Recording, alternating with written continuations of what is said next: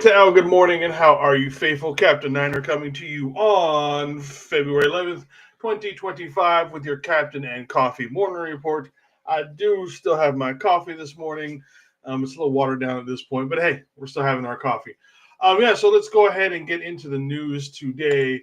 I hear a lot of people who are talking about they want to kind of, why is this not bringing up both cameras? I have no idea why. What are you doing? What are we doing here, buddy? Okay. All right. I don't understand what's going on with that. Anyways, I see a lot of people who are down on Jed and Kyle and Lynch in general, or this is referring more to Kyle and John, where basically they kind of want them gone. Well, the owner of the San Francisco 49ers, the principal owner, I guess you call him, Jed York, has come out and said there is so much work to do before we get to that point, addressing, getting rid of those two. Obviously, it started at the end of the season to get this thing ready and get this thing back right and get this thing back on track. There's a whole lot of things in that sentence. There's no one that I respect more and trust more than John Lynch and Kyle Shanahan to get us back on track. Basically, he is saying they're not going anywhere. Again, we still don't know. We've never been told how long those contracts, the extensions that they signed were for. But it should be telling that a lot of the contracts that we're seeing for guys the last couple of years have been 2 to 3 years, which means almost like we've got 2 years left on this if it doesn't get out of hand. What if we go, have losing seasons the next couple of years? More than likely in 2 years, that's when I would see it. Minus a complete shutdown of, with them two losing the locker room and all that kind of stuff, which, by the way, they haven't done. I know people have tried to talk about it, how they've lost the locker room. They haven't. People are still there. They're still for Kyle and everything like that. But yeah, and people have also talked about how Jed doesn't want to spend money on this team. Jed has spent money on this team. Look at what he spent on coaching this offseason. He made Robert Saleh the highest paid defensive coordinator, maybe even coordinator, depending on how much Chip Kelly's getting paid. One of the two of them is going to be the highest paid coordinator in the NFL. We just don't know because usually coordinator contracts aren't released. I'm yawning again. Maybe I need more coffee. Coffee break. All right. So you can't say he hasn't spent money on that. Oh, yeah, by the way, we're also hiring Gus Bradley. Gus Bradley is not coming cheap, no matter what. Yes, he's not going to be the DC or high up necessarily or, in charge of all that kind of stuff. But Gus Bradley is a guy that is a former head coach, former defensive coordinator, Super Bowl winning coordinator. I mean, this guy, it's going to cost money. It's going to cost money to get someone like Gus Bradley in the building. Plus, we still have other coaches. We still have to do the interview, I believe, with D'Angelo Hall. That's probably going to come at a little bit. So people saying that Jed doesn't spend money, you're not right. Sorry. You gave a ton of money to Jimmy at one point. You've given a ton of money to Trent, to CMC, to BA, Debo, Kittle, Fred, Mooney, Diamador. So you cannot say that they are not spending money. Now, you could make an argument that maybe we shouldn't be paying all those guys, especially, the guys like Debo and BA and stuff like that. There you have a valid argument.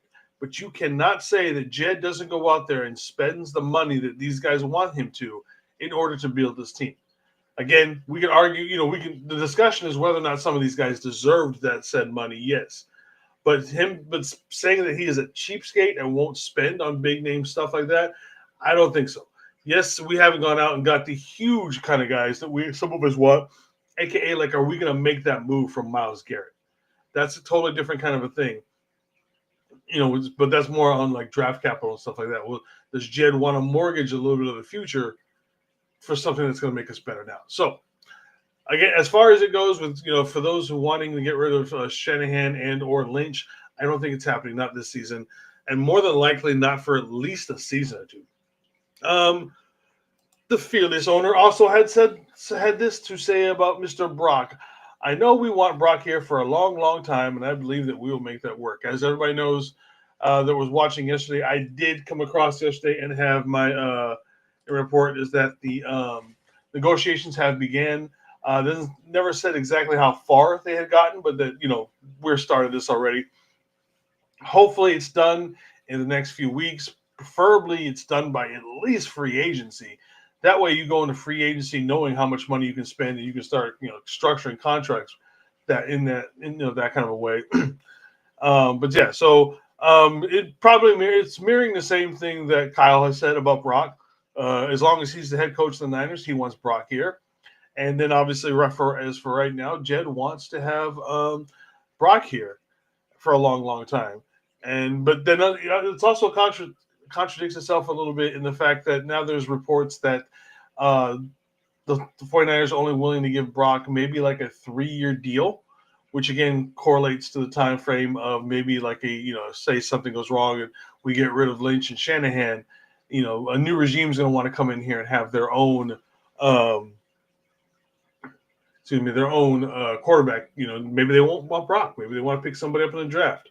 So again, we'll see. But again, in those, for as far as it goes with Brock, it goes right with the whole thing when I just talked about with Jed not spending money. People don't think Brock's going to get paid. I'm sorry, people. The minimum Brock's more than likely going to get paid is $55 million.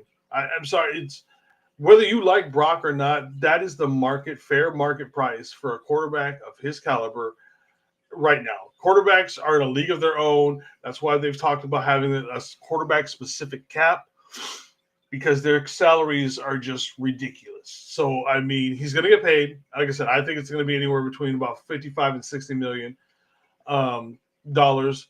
And then we'll see what happens as far as on the length part of it's going to be interesting. Like I said, everybody says they want him around, but they're also looking at maybe offering him a 3-year deal. So we'll see. All right, as far as rebuilding this line, since 2020, the only people we have drafted for this defensive line has been Robert Beal, Kalia Davis, Drake Jackson, Javon Kinlaw. None of those names really stand out, do they?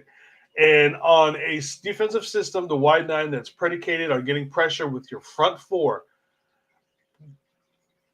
that being your only draft picks is kind of sad. Honestly, it's pathetic. Because, again, the wide nine is absolutely, you need 4 studs up front. That way you're not blitzing everybody. Everybody else is back in coverage. But if you're not willing to invest, we've brought in broken players, secondary people who, they come in to relieve those guys for a few plays. All we've done is bring in guys who are just secondary. Javon Kinlaw came in hurt. Drake Jackson wasn't a natural fit. We need, again, as this says, the priority on this team to get good needs to be rebuild the defensive line. And I mean rebuild it heavily.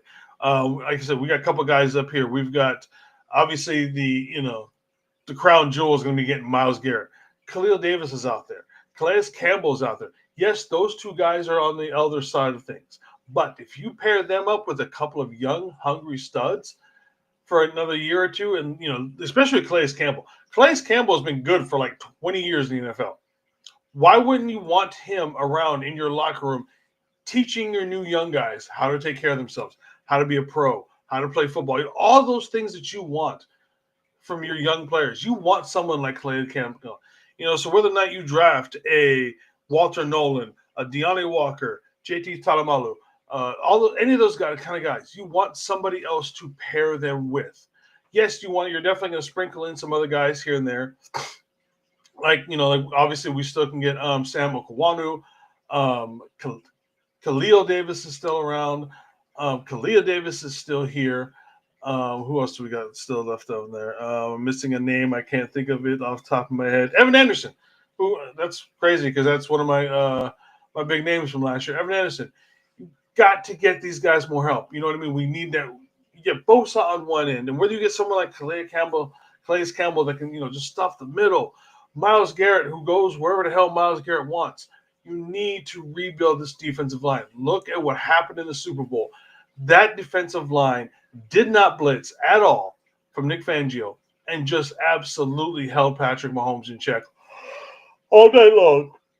But like I said, you've watched our defensive line has been absolutely pathetic the last year and a half.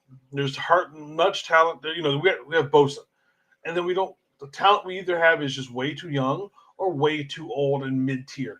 We need top-tier defensive line talent, and then everything else falls into place. All right. I mean, that's honestly, I could go on and on and on. Defensive line this, defensive line that. To me, I'm going to beat that to death until the draft, and we'll see what happens. But to end this on a little bit, we have George Kittle.